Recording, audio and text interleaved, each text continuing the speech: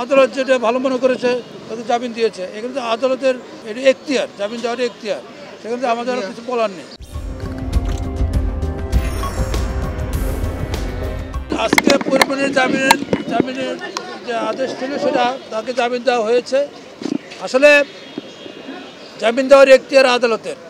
আমরা রাষ্ট্রপক্ষের থেকে এই মামলা আমরা অপোজ করেছি। আমরা পুরোটা এজাহারের যে বক্তব্য সেটা আমরা বলেছি যে র্যাব তার বাসায় যে অভিযান চালিয়েছে সেখানে চালানোর পরে তার দেখানোর মতে, তার উপস্থিতিতে এবং তার প্রডিউস করার মতে তার বাসা থেকে বিদেশি মদ, আইস এবং এলএসডি উদ্ধার হয়েছে। এটা আদালতকে আমরা ক্যাটাগরিক্যালি বলেছি এবং এখানে আসামিপক্ষ তারা বক্তব্য রেখেছে।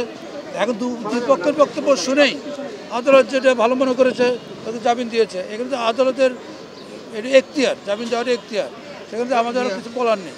আদালত কি গ্রাউন্ডে আসলে জামিন দিয়েছে? এখানে মেইনলি এটা আমার কাছে যেটা মনে হয়েছে, যেহেতু সে একজন চিত্রনায়িকা, ফিল্ম ইন্ডাস্ট্রিতে আছে, অনেক প্রডিউসারদের সাথে তার চুক্তি হয়েছে, এই যে তার সিনেমাগুলিতে এগুলো কন্টিনিউ করতে হবে, এই জন্যই তাকে এই গ্রাউন্ডেই আমি মনে করি যে এই গ্রাউন্ডেই তাকে জামিন দেওয়া হয়েছে। আদালতের বিরোধিতা করে কি বক্তব্যে কি বলেছেন আপনি? আমি তো অনেক কথাই বলেছি। আমি যে কথা বলেছি যে তার কাছে যে 18.5 লিটার মদ পাওয়া গেছে, তার কাছে এলএসডি পাওয়া গেছে, তার কাছে আইস পাওয়া গেছে এবং মাদক সেবন করার জন্য তার কাছে পাইপ পাওয়া গেছে। এইটা তো পুরো এজাহারের বক্তব্য এবং এখানে তার নিরপেক্ষ যারা তার সাক্ষী যাদের উপস্থিতিতে এই জব্দ করা হয়েছে এই মাদকগুলি আমরা এবং সে নিজে হাতে বের করে দিয়েছে। আমরা আদালতে এগুলোই বলেছি।